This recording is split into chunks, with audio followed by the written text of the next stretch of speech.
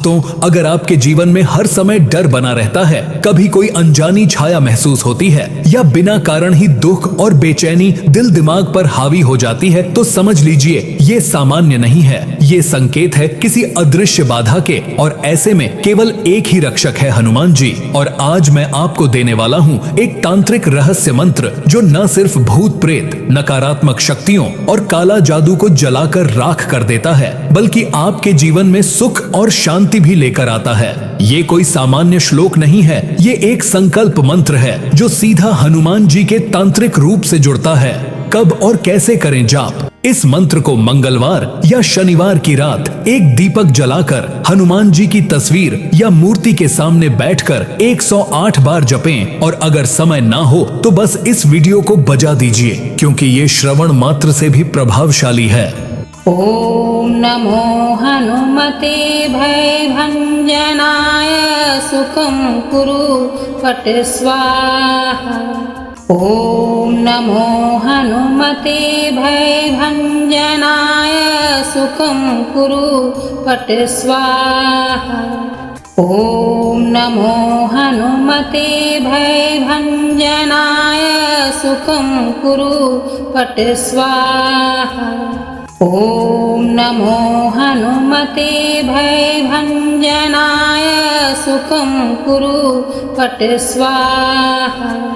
ओम नमो हनुमते भयभंजनाय सुखं कुरु पट स्वाहा।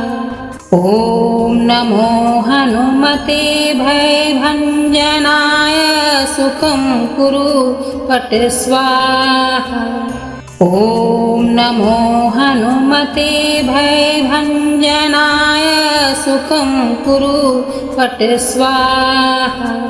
ओम नमो हनुमते भयभंजनाय सुखं कुरु पट स्वाहा। ओम नमो हनुमते भयभंजनाय सुखं कुरु पट स्वाहा। ओम नमो हनुमते भयभंजनाय सुखं कुरु पट स्वाहा। ओम नमो हनुमते भयभंजनाय सुखं कुरु पट स्वाहा। ओम नमो हनुमते भयभंजनाय सुखं कुरु पट स्वाहा। ओम नमो हनुमते भयभंजनाय सुखं कुरु पट स्वाहा। ओम नमो हनुमते भयभंजनाय सुखं कुरु पट स्वाहा। ओम नमो हनुमते भयभंजनाय सुखं कुरु पट स्वाहा।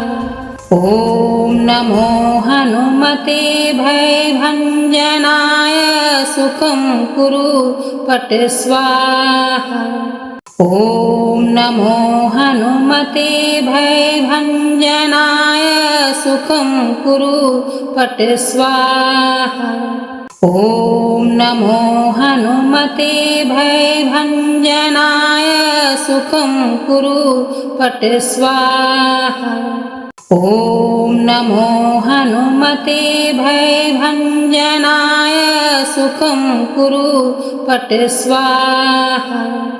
ओम नमो हनुमते भयभंजनाय सुखं कुरु पट स्वाहा। ओम नमो हनुमते भयभंजनाय सुखं कुरु पट स्वाहा। ओम नमो हनुमते भयभंजनाय सुखं कुरु पट स्वाहा। ओम नमो हनुमते भयभंजनाय सुखं कुरु पट स्वाहा। ओम नमो हनुमते भयभंजनाय सुखं कुरु पट स्वाहा। ओम नमो हनुमते भयभञ्जनाय सुखं कुरु पट स्वाहा।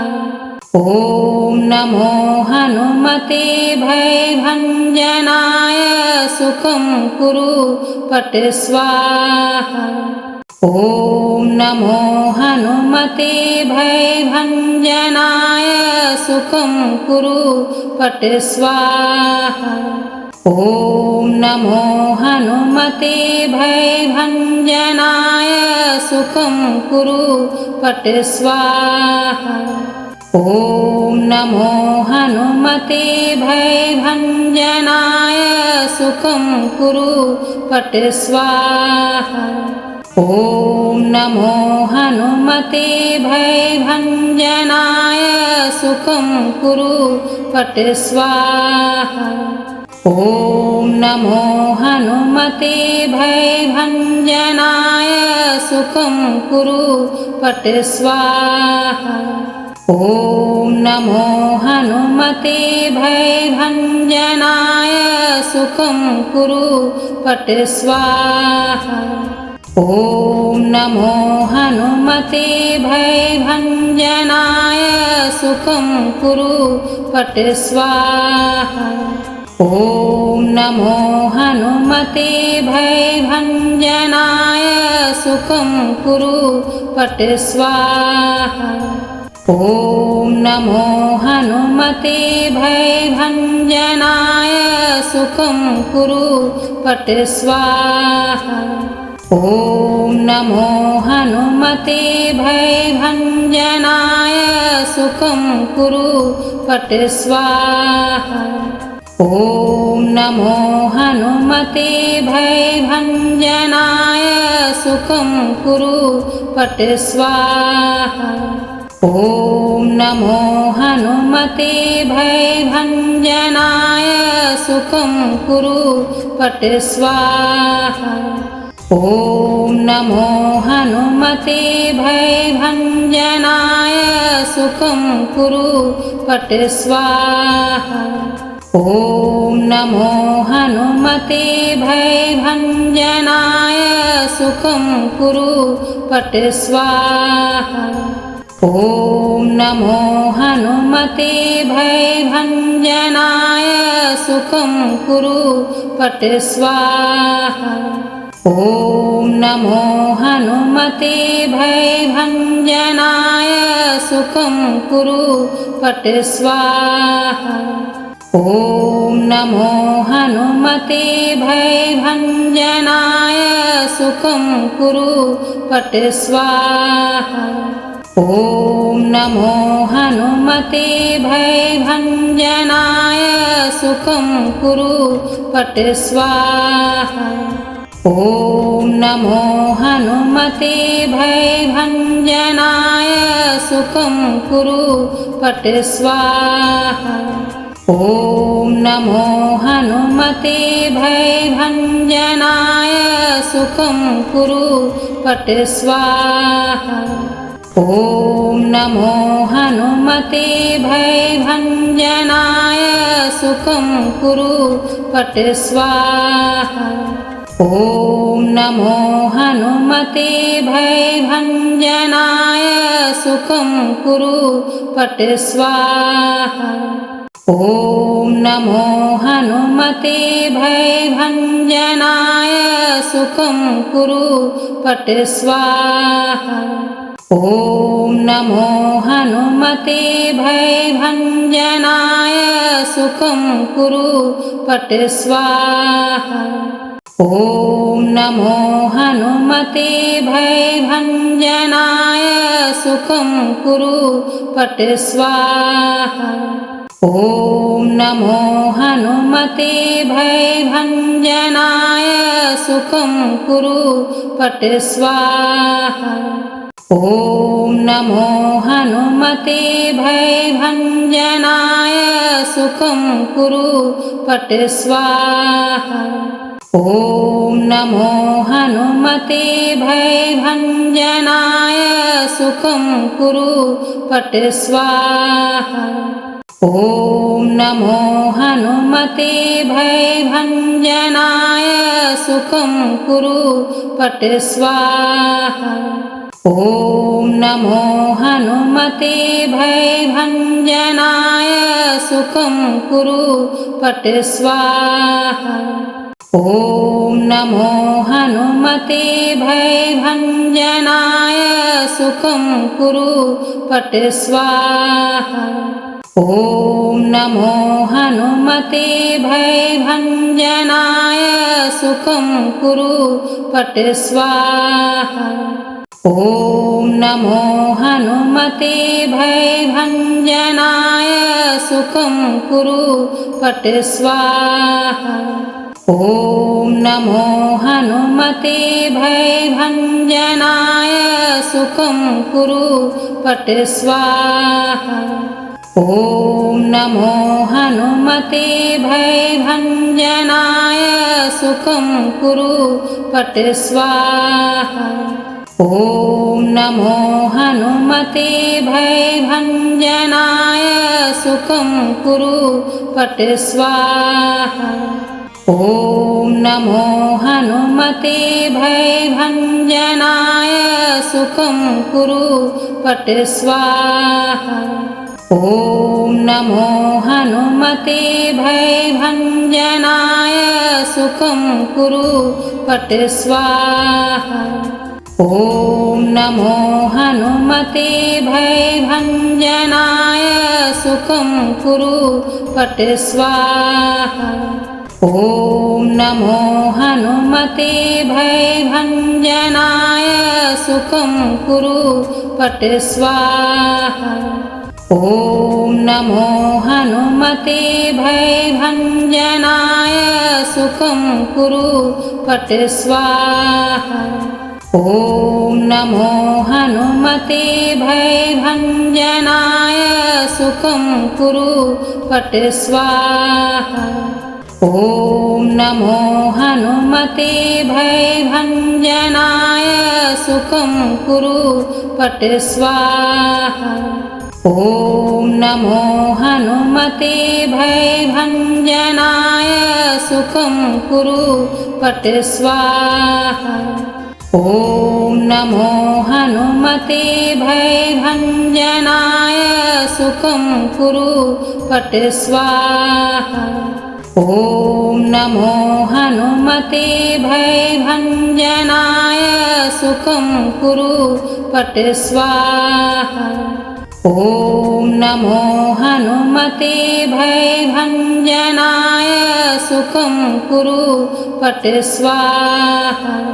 ॐ नमो हनुमते भयभञ्जनाय सुखं कुरु पट स्वाहा। ॐ नमो हनुमते भयभञ्जनाय सुखं कुरु पट स्वाहा। ॐ नमो हनुमते भयभञ्जनाय सुखं कुरु पट स्वाहा। ॐ नमो हनुमते भयभञ्जनाय सुखं कुरु पट स्वाहा। ॐ नमो हनुमते भयभञ्जनाय सुखं कुरु पट स्वाहा। ॐ नमो हनुमते भयभञ्जनाय सुखं कुरु पट स्वाहा।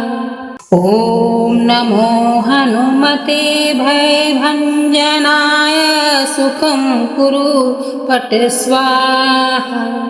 ॐ नमो हनुमते भयभञ्जनाय सुखं कुरु पट स्वाहा।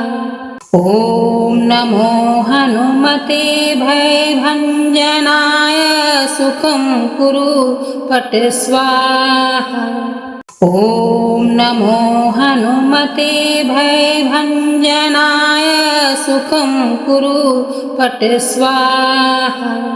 ॐ नमो हनुमते भयभञ्जनाय सुखं कुरु पट स्वाहा। ॐ नमो हनुमते भयभञ्जनाय सुखं कुरु पट स्वाहा। ॐ नमो हनुमते भयभञ्जनाय सुखं कुरु पट स्वाहा। ॐ नमो हनुमते भयभञ्जनाय सुखं कुरु पट स्वाहा। ॐ नमो हनुमते भयभञ्जनाय सुखं कुरु पट स्वाहा। ॐ नमो हनुमते भयभञ्जनाय सुखं कुरु पट स्वाहा। ॐ नमो हनुमते भयभञ्जनाय सुखं कुरु पट स्वाहा। ॐ नमो हनुमते भयभञ्जनाय सुखं कुरु पट स्वाहा। ॐ नमो हनुमते भयभञ्जनाय सुखं कुरु पट स्वाहा। ॐ नमो हनुमते भयभञ्जनाय सुखं कुरु पट स्वाहा। ॐ नमो हनुमते भयभञ्जनाय सुखं कुरु पट स्वाहा। ॐ नमो हनुमते भयभञ्जनाय सुखं कुरु पट स्वाहा। ॐ नमो हनुमते भयभञ्जनाय सुखं कुरु पट स्वाहा। ॐ नमो हनुमते भयभञ्जनाय सुखं कुरु पट स्वाहा। ॐ नमो हनुमते भयभञ्जनाय सुखं कुरु पट स्वाहा। ॐ नमो हनुमते भयभञ्जनाय सुखं कुरु पट स्वाहा। ॐ नमो हनुमते भयभञ्जनाय सुखं कुरु पट स्वाहा। ॐ नमो हनुमते भयभञ्जनाय सुखं कुरु पट स्वाहा। ॐ नमो हनुमते भयभञ्जनाय सुखं कुरु पट स्वाहा। ॐ नमो हनुमते भयभञ्जनाय सुखं कुरु पट स्वाहा। ॐ नमो हनुमते भयभञ्जनाय सुखं कुरु पट स्वाहा। ॐ नमो हनुमते भयभञ्जनाय सुखं कुरु पट स्वाहा। ॐ नमो हनुमते भयभञ्जनाय सुखं कुरु पट स्वाहा। ॐ नमो हनुमते भयभञ्जनाय सुखं कुरु पट स्वाहा। ॐ नमो हनुमते भयभञ्जनाय सुखं कुरु पट स्वाहा। ॐ नमो हनुमते भयभञ्जनाय सुखं कुरु पट स्वाहा। ॐ नमो हनुमते भयभञ्जनाय सुखं कुरु पट स्वाहा। ॐ नमो हनुमते भयभञ्जनाय सुखं कुरु पट स्वाहा। ॐ नमो हनुमते भयभञ्जनाय सुखं कुरु पट स्वाहा। ॐ नमो हनुमते भयभञ्जनाय सुखं कुरु पट स्वाहा। ॐ नमो हनुमते भयभञ्जनाय सुखं कुरु पट स्वाहा। ॐ नमो हनुमते भयभञ्जनाय सुखं कुरु पट स्वाहा। ॐ नमो हनुमते भयभञ्जनाय सुखं कुरु पट स्वाहा। ॐ नमो हनुमते भयभञ्जनाय सुखं कुरु पट स्वाहा। ॐ नमो हनुमते भयभञ्जनाय सुखं कुरु पट स्वाहा। ॐ नमो हनुमते भयभञ्जनाय सुखं कुरु पट स्वाहा। ॐ नमो हनुमते भयभञ्जनाय सुखं कुरु पट स्वाहा। ॐ नमो हनुमते भयभञ्जनाय सुखं कुरु पट स्वाहा। ॐ नमो हनुमते भयभञ्जनाय सुखं कुरु पट स्वाहा। ॐ नमो हनुमते भयभञ्जनाय सुखं कुरु पट स्वाहा। ॐ नमो हनुमते भयभञ्जनाय सुखं कुरु पट स्वाहा। ॐ नमो हनुमते भयभञ्जनाय सुखं कुरु पट स्वाहा। ॐ नमो हनुमते भयभञ्जनाय सुखं कुरु पट स्वाहा। ॐ नमो हनुमते भयभञ्जनाय सुखं कुरु पट स्वाहा। ॐ नमो हनुमते भयभञ्जनाय सुखं कुरु पट स्वाहा। ॐ नमो हनुमते भयभञ्जनाय सुखं कुरु पट स्वाहा। ॐ नमो हनुमते भयभञ्जनाय सुखं कुरु पट स्वाहा। ॐ नमो हनुमते भयभञ्जनाय सुखं कुरु पट स्वाहा। ॐ नमो हनुमते भयभञ्जनाय सुखं कुरु पट स्वाहा। ॐ नमो हनुमते भयभञ्जनाय सुखं कुरु पट स्वाहा। ॐ नमो हनुमते भयभञ्जनाय सुखं कुरु पट स्वाहा। ॐ नमो हनुमते भयभञ्जनाय सुखं कुरु पट स्वाहा। ॐ नमो हनुमते भयभञ्जनाय सुखं कुरु पट स्वाहा। ॐ नमो हनुमते भयभञ्जनाय सुखं कुरु पट स्वाहा। ॐ नमो हनुमते भयभञ्जनाय सुखं कुरु पट स्वाहा।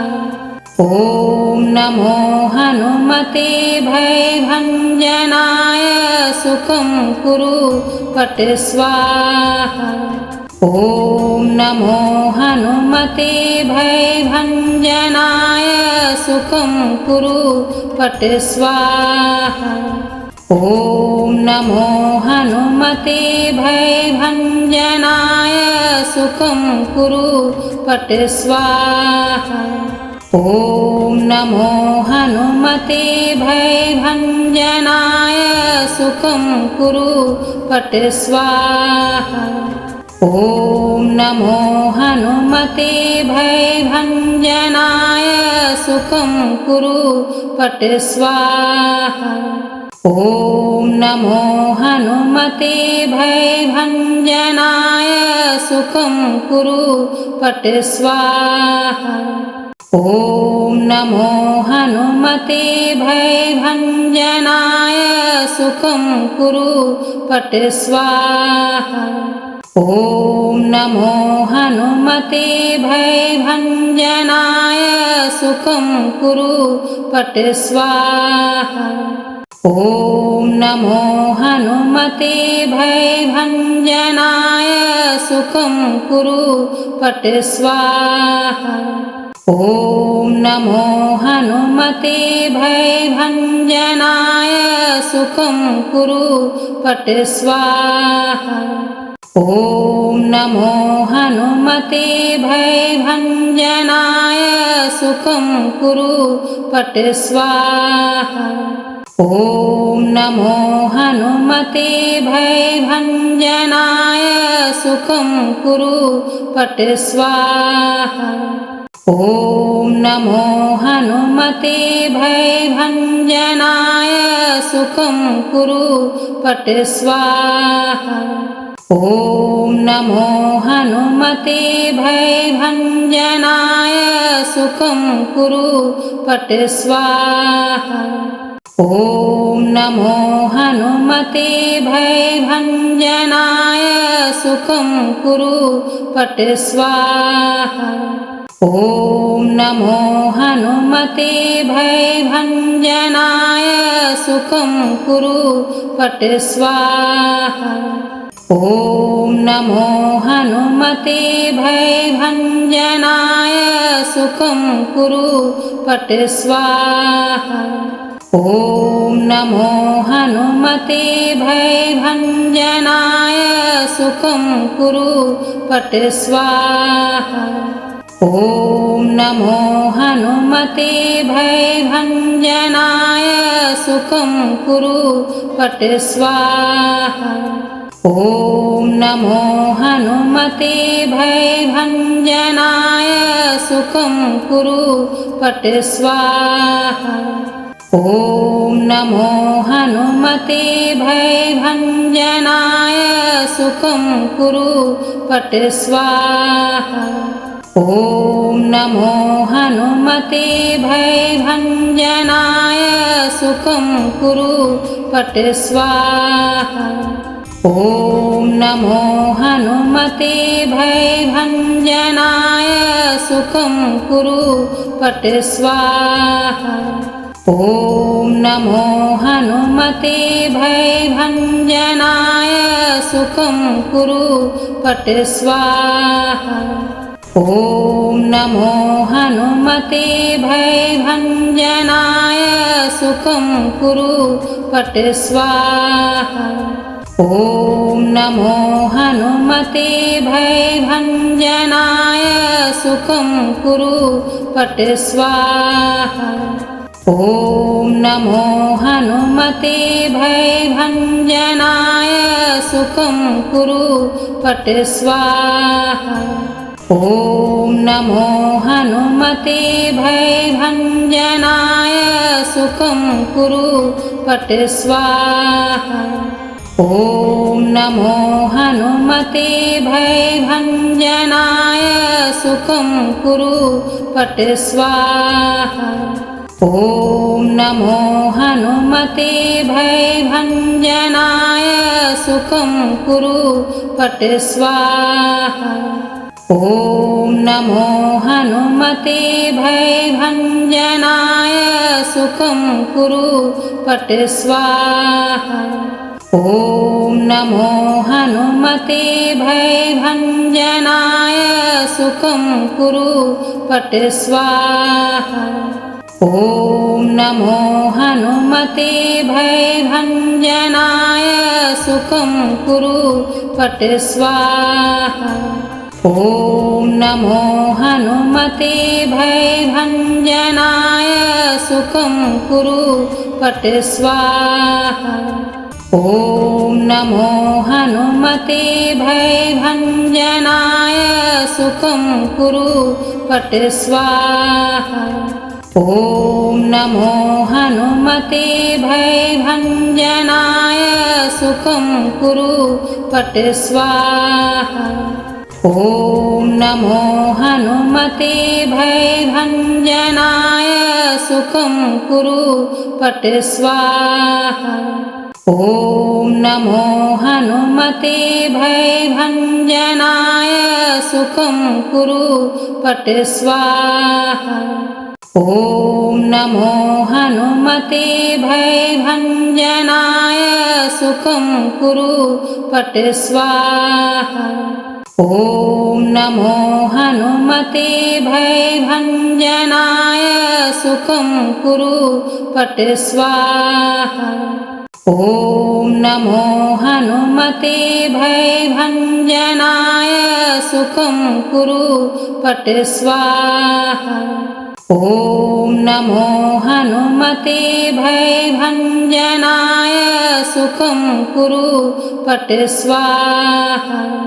ॐ नमो हनुमते भयभञ्जनाय सुखं कुरु पट स्वाहा। ॐ नमो हनुमते भयभञ्जनाय सुखं कुरु पट स्वाहा। ॐ नमो हनुमते भयभञ्जनाय सुखं कुरु पट स्वाहा। ॐ नमो हनुमते भयभञ्जनाय सुखं कुरु पट स्वाहा। ॐ नमो हनुमते भयभञ्जनाय सुखं कुरु पट स्वाहा। ॐ नमो हनुमते भयभञ्जनाय सुखं कुरु पट स्वाहा। ॐ नमो हनुमते भयभञ्जनाय सुखं कुरु पट स्वाहा। ॐ नमो हनुमते भयभञ्जनाय सुखं कुरु पट स्वाहा। ॐ नमो हनुमते भयभञ्जनाय सुखं कुरु पट स्वाहा। ॐ नमो हनुमते भयभञ्जनाय सुखं कुरु पट स्वाहा। ॐ नमो हनुमते भयभञ्जनाय सुखं कुरु पट स्वाहा। ॐ नमो हनुमते भयभञ्जनाय सुखं कुरु पट स्वाहा। ॐ नमो हनुमते भयभञ्जनाय सुखं कुरु पट स्वाहा। ॐ नमो हनुमते भयभञ्जनाय सुखं कुरु पट स्वाहा।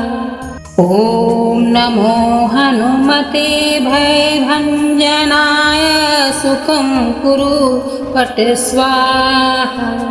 ॐ नमो हनुमते भयभञ्जनाय सुखं कुरु पट स्वाहा।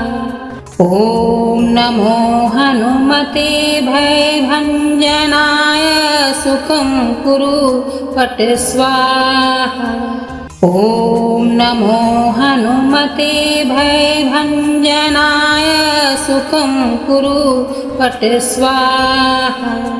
ॐ नमो हनुमते भयभञ्जनाय सुखं कुरु पट स्वाहा। ॐ नमो हनुमते भयभञ्जनाय सुखं कुरु पट स्वाहा। ॐ नमो हनुमते भयभञ्जनाय सुखं कुरु पट स्वाहा। ॐ नमो हनुमते भयभञ्जनाय सुखं कुरु पट स्वाहा। ॐ नमो हनुमते भयभञ्जनाय सुखं कुरु पट स्वाहा। ॐ नमो हनुमते भयभञ्जनाय सुखं कुरु पट स्वाहा। ॐ नमो हनुमते हनुमते भयभञ्जनाय सुखं कुरु पट स्वाहा। ॐ नमो हनुमते भयभञ्जनाय सुखं कुरु पट स्वाहा। ॐ नमो हनुमते भयभञ्जनाय सुखं कुरु पट स्वाहा। ॐ नमो हनुमते भयभञ्जनाय सुखं कुरु पट स्वाहा। ॐ नमो हनुमते भयभञ्जनाय सुखं कुरु पट स्वाहा। ॐ नमो हनुमते भयभञ्जनाय सुखं कुरु पट स्वाहा। ॐ नमो हनुमते भयभञ्जनाय सुखं कुरु पट स्वाहा। ॐ नमो हनुमते भयभञ्जनाय सुखं कुरु पट स्वाहा। ॐ नमो हनुमते भयभञ्जनाय सुखं कुरु पट स्वाहा। ॐ नमो हनुमते भयभञ्जनाय सुखं कुरु पट स्वाहा। ॐ नमो हनुमते भयभञ्जनाय सुखं कुरु पट स्वाहा। ॐ नमो हनुमते भयभञ्जनाय सुखं कुरु पट स्वाहा। ॐ नमो हनुमते भयभञ्जनाय सुखं कुरु पट स्वाहा। ॐ नमो हनुमते भयभञ्जनाय सुखं कुरु पट स्वाहा। ॐ नमो हनुमते भयभञ्जनाय सुखं कुरु पट स्वाहा। ॐ नमो हनुमते भयभञ्जनाय सुखं कुरु पट स्वाहा। ॐ नमो हनुमते भयभञ्जनाय सुखं कुरु पट स्वाहा। ॐ नमो हनुमते भयभञ्जनाय सुखं कुरु पट स्वाहा। ॐ नमो हनुमते भयभञ्जनाय सुखं कुरु पट स्वाहा। ॐ नमो हनुमते भयभञ्जनाय सुखं कुरु पट स्वाहा। ॐ नमो हनुमते भयभञ्जनाय सुखं कुरु पट स्वाहा। ॐ नमो हनुमते भयभञ्जनाय सुखं कुरु पट स्वाहा। ॐ नमो हनुमते भयभञ्जनाय सुखं कुरु पट स्वाहा। ॐ नमो हनुमते भयभञ्जनाय सुखं कुरु पट स्वाहा। ॐ नमो हनुमते भयभञ्जनाय सुखं कुरु पट स्वाहा। ॐ नमो हनुमते भयभञ्जनाय सुखं कुरु पट स्वाहा। ॐ नमो हनुमते भयभञ्जनाय सुखं कुरु पट स्वाहा। ॐ नमो हनुमते भयभञ्जनाय सुखं कुरु पट स्वाहा। ॐ नमो हनुमते भयभञ्जनाय सुखं कुरु पट स्वाहा। ॐ नमो हनुमते भयभञ्जनाय सुखं कुरु पट स्वाहा। ॐ ॐ नमो हनुमते भयभञ्जनाय सुखं कुरु फट् स्वाहा। ॐ नमो हनुमते भयभञ्जनाय सुखं कुरु फट् स्वाहा। ॐ नमो हनुमते भयभञ्जनाय सुखं कुरु फट् स्वाहा। ॐ नमो हनुमते भयभञ्जनाय सुखं कुरु फट् स्वाहा। ॐ नमो हनुमते भयभञ्जनाय सुखं कुरु फट् स्वाहा। ॐ नमो हनुमते भयभञ्जनाय सुखं कुरु फट् स्वाहा। ॐ नमो हनुमते भयभञ्जनाय सुखं कुरु फट् स्वाहा। ॐ नमो हनुमते भयभञ्जनाय सुखं कुरु फट् स्वाहा। ॐ नमो हनुमते भयभञ्जनाय सुखं कुरु फट् स्वाहा। ॐ नमो हनुमते भयभञ्जनाय सुखं कुरु फट् स्वाहा। ॐ नमो हनुमते भयभञ्जनाय सुखं कुरु फट् स्वाहा। ॐ नमो हनुमते भयभञ्जनाय सुखं कुरु फट् स्वाहा। ॐ नमो हनुमते भयभञ्जनाय सुखं कुरु फट् स्वाहा। ॐ नमो हनुमते भयभञ्जनाय सुखं कुरु फट् स्वाहा। ॐ नमो हनुमते भयभञ्जनाय सुखं कुरु फट् स्वाहा। ॐ नमो हनुमते भयभञ्जनाय सुखं कुरु फट् स्वाहा। ॐ नमो हनुमते भयभञ्जनाय सुखं कुरु फट् स्वाहा। ॐ नमो हनुमते भयभञ्जनाय सुखं कुरु फट् स्वाहा। ॐ नमो हनुमते भयभञ्जनाय सुखं कुरु फट् स्वाहा। ॐ नमो हनुमते भयभञ्जनाय सुखं कुरु फट् स्वाहा। ॐ नमो हनुमते भयभञ्जनाय सुखं कुरु फट् स्वाहा। ॐ नमो हनुमते भयभञ्जनाय सुखं कुरु फट् स्वाहा।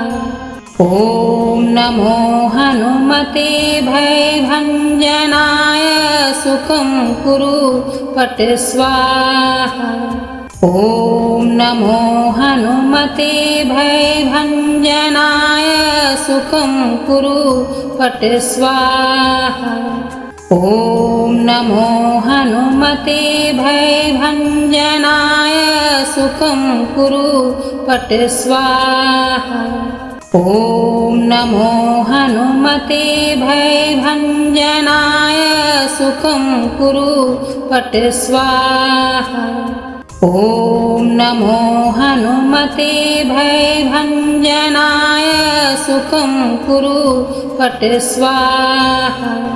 ॐ नमो हनुमते भयभञ्जनाय सुखं कुरु फट् स्वाहा। ॐ नमो हनुमते भयभञ्जनाय सुखं कुरु फट् स्वाहा। ॐ नमो हनुमते भयभञ्जनाय सुखं कुरु फट् स्वाहा। ॐ नमो हनुमते भयभञ्जनाय सुखं कुरु पट स्वाहा। ॐ नमो हनुमते भयभञ्जनाय सुखं कुरु पट स्वाहा। ॐ नमो हनुमते भयभञ्जनाय सुखं कुरु पट स्वाहा। ॐ नमो हनुमते भयभञ्जनाय सुखं कुरु पट स्वाहा। ॐ नमो हनुमते भयभञ्जनाय सुखं कुरु पट स्वाहा।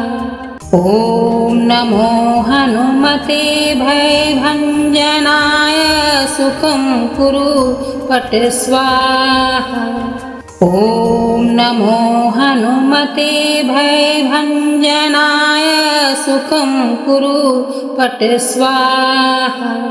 ॐ नमो हनुमते भयभञ्जनाय सुखं कुरु पट स्वाहा। ॐ नमो हनुमते भयभञ्जनाय सुखं कुरु पट स्वाहा।